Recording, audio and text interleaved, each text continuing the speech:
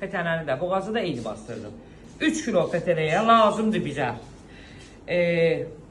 200 qram tomat, 100 qram biber salçası, palçığı, yəni 2 xörək qaşığı pul biber, o azlıq hiss olunmalıdır.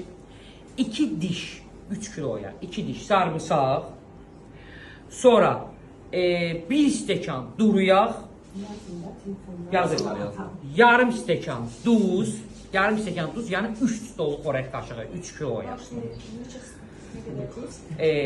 İndi o sonra videonu atarsınız, bir-birinizə baxarsınız. Qara istiyor 1 xörək qaşığı siləmə, amma pul biber 2 xörək qaşığı əməlli olmalıdır. Peki salam, qəşəng qarışdırırıq.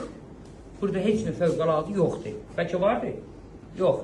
Qarışdırdıq və istəsöz zövqə görə bir ədəd limonu bölürsən, sıxırsan, atırsan ora, daddan sonra istəyirsən. İstəmirsə o vacib deyil. Amma əsas o birisi ingredientlər vacibdir. Boğazı da eyni cür eləyirik. Pətənəni də eyni cür. Amma 3 kilo boğaza dediyim ərzaqlar və 3 kilo pətənəyə dediyim o məlzəmələr, yəni pripravalar vururuq, ədviyyatları.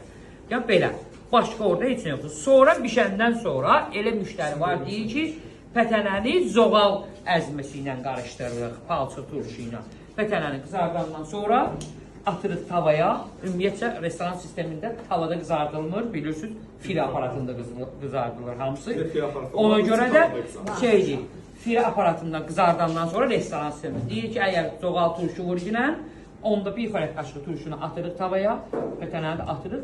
İsti tavada, peçin üstündə, ta ki o pətənə, o zoğal palçıq turşu pətənənin üzünə yapışıb, quru yanacaq.